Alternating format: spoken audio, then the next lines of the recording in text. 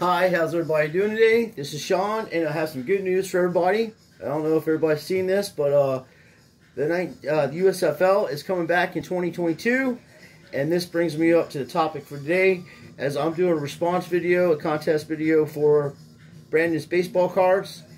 He asked you to make a video of your favorite set, and I'm doing that. This is one of my favorite sets, and I happened to be doing some research on these cards, and I saw that the USFL is coming back.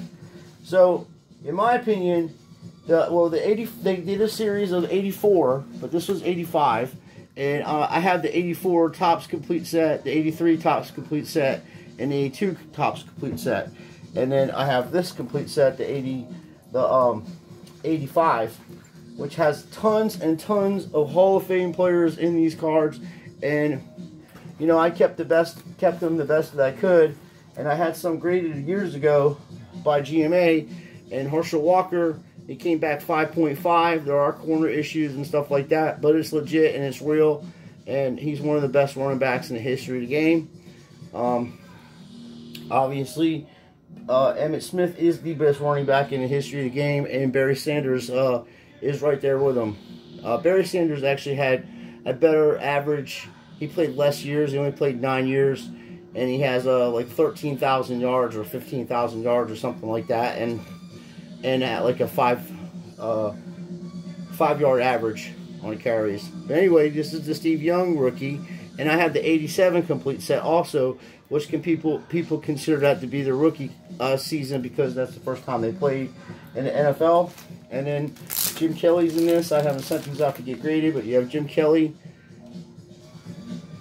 They're in decent condition, like I said. They're probably all 6s and 7s and 8s. I've had them for a long time. I've had to change binders a few times, and we didn't have the equipment that we have now to keep these things prestige the way that they would be now, like if they came out. Doug Williams, he's the first a black American to win a Super Bowl with the Redskins. This man was amazing. He also played with Tampa. He's a great quarterback. Doug Flutie, everybody knows Flutie Flakes. He was big. The guy could play ball, and he has one of the biggest upsets in the history of college football when he played at Boston College and beat Miami. Anthony Carter, obviously, he's like in the top 5 in all-time receiving, and maybe in the top 10. Anthony Carter, I know Chris Carter's but Anthony Carter's in the top 15 of receiving. He was an amazing player. Jeff Gossett, obviously, he's a fan favorite also. He's a punter, guy could kick a ball. And then my man Sam Mills. But there are other players in here that are very good and in the Hall of Fame. Joe Krubbs was a good player. I mean, you go on these pages, and growing up, you'll see, I mean, I know the players. And I always put a couple extra things here to protect the front of the cards, because sometimes they get dings in them. Like that card has a ding in it, the surface. Let's see if you can see this or not here. Well, anyway, this is one of my favorite sets. And as I said, there are players in here. I'm trying to find Taylor. I saw him the other day. He's amazing. He did some pretty amazing things in the NFL. Had huge catches and stuff. I mean, obviously, Reggie White is the best player, which I have. I have his rookie card from 87, and here's Reggie White here. The 84 Reggie White also is in this series, in the series prior to this. It's just got a white border. But anyway, that's that. Here, Gary Clark, one of the best. These cards are selling for a pretty good amount of money if they're graded high, but I just keep them in my binder. And then at my next video, I'll be talking about, speaking of Brandon's baseball cards, we'll be talking about something that he came across, and I contacted Baseball Card Exchange about it. People were selling repacks of the Baseball Card Exchange rack packs, and my man Brandon came across it because that's his thing. He specializes in rack packs. He opens them up. That's what he likes doing. He likes collecting them, and he came across that, and then I looked into it, and there's more than one of those people. I pasted the eBay account that had the fake repacks. Then I looked them up, and then there were some that were being bidded. I contacted eBay, yesterday, and I called Steve Hart personally and told him what was going on. And then one of his friends called me back and gave me his email address. So I got to follow up on that. But I'm happy to thank you, Brandon, for bringing that to the hobby's attention. And we have to bust these grifters, man. I'm being nice right now, but my next video will not be so nice because I'm doing a response video. What I would like you to do, please, is go check this fella's channel out, Brandon's Baseball Cards. I might, you know, enter the contest. Hey, you might win, or in any way he's giving out good information. He's got a good channel. Ziggy Knows Sports has a good channel. And my man, Collectaholic, Mike the Indian Card Dude, the Card Dreamer, Aaron's Collecting Detecting, and there's a few other fellas out there that I will remember when you make comments. Like most of the people that are making comments on my videos, they're all legit people. They're tired of being grifted, and they can't come out and say the stuff that I say because they have a bigger channel and they're trying to get monetized. And I understand, I do, but you know, somebody has to say something. And like I said, the time of being nice is over. But on a good note, on this video, I'm very excited about the USFL. They'll be playing off season before the NFL plays. And what the USFL did when they were in business is they went and drafted the top players that were getting ready to go into the NFL. I mean, these dudes made some serious money. And then, you know, it folded in '87. Also, the strike took place in '87. There's a lot, and that's why a lot of people say in '87, when the Redskins had that run, it was all with scab players or whatever. Who cares? They won. Joe Gibbs is one of the best coaches in the history of football. I don't care what anybody says. But the guy could win, and he knew how to run offense and defense, and he had Riggins. And, you know, when you have talented receivers and an awesome running back, you're going to win a lot of games. Well, anyway, these are the cards you would want to look for if you're coming across these. Obviously, Reggie White, God bless his soul, one of the greatest defensive ends in the history of the game. Jim Kelly went to 4 Super Bowls in a row, and they lost, unfortunately. Gossett, one of the best punters. The man was amazing. Sam Mills, God bless him. He's an undersized linebacker that will knock you out of your shoes. And then Anthony Carter, as I said, one of the best receivers in the history of the game. Doug Flutie, one of the most competitive people you'll ever meet, and it beats all under odds. Never bet against him. And obviously my man Doug Williams, opening up the quarterback position. I think Joe Gilliam also did it prior to him, but he is the first fellow of color to win a black quarterback to win an NFL title, and it was amazing. So I mean, he was throwing the ball to Ricky Sanders and Art Monk and stuff, and it was fun to watch. They were the posse. It was one of the funnest offenses to watch in the history of the game. So there are other people in here, but I like this. It's very nostalgic, and it brings back when football was real football, and the rules weren't the same as they are now. And people really had to, you know, watch what they were doing, or they could get paralyzed. I've seen a few people get paralyzed while I was watching the game over the years. Dennis Byrd is one of them.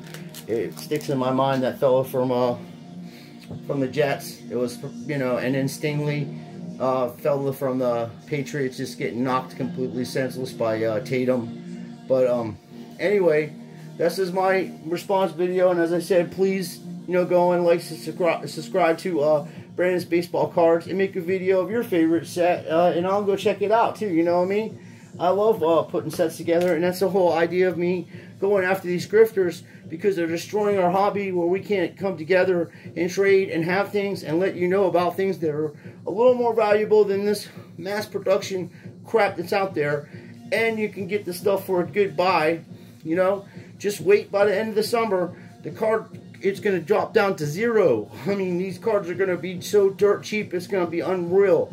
This is when you want to go after your favorite players. This is when you want to go after your favorite sets. I share my information for free. Nobody donates nothing to this channel.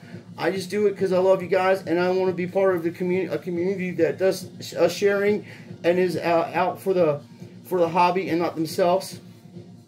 And that's why I go after these grifters. And I don't care what anybody says or anybody thinks. If we don't start doing this, we're going to see a drop in these cards. And obviously it's coming anyway. because we're heading towards a huge economical disaster. But that being said, it also, people that are working and able to make money, you can go after some of your favorite things.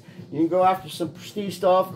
I get a binder, as I said, they zip up, and then I put a couple things in front of them, and then, you know, the cards are missing. Like I said, there's one right there that's in this top loader. That's how I do those, because I was doing them as a kid. I know who they are.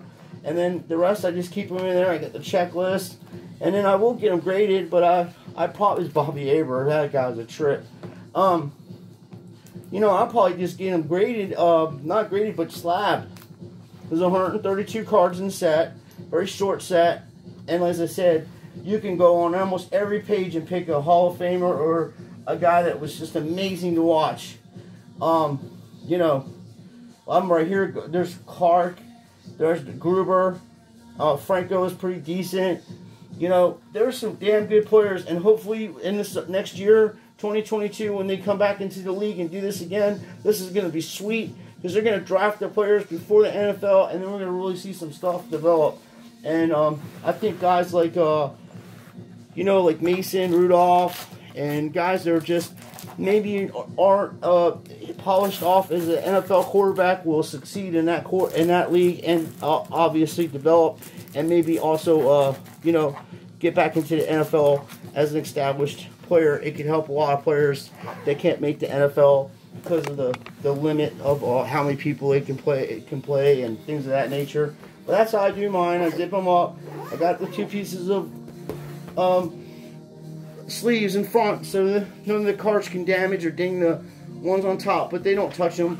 I zip them in there. I put them in my, I have a bookcase, and I have a few of these different binders.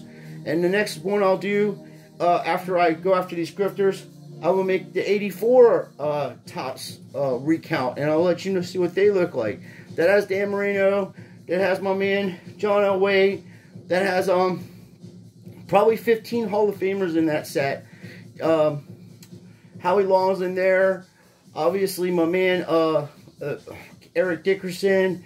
There are so many players in that 84 set, and in the 84 Topps USFL, if you can find it. And be careful buying it on the internet, because people open it up and search it. So, thank you for watching. It's a shorter video. Please go check out my friend Brandon's cards, and Brandon's baseball cards.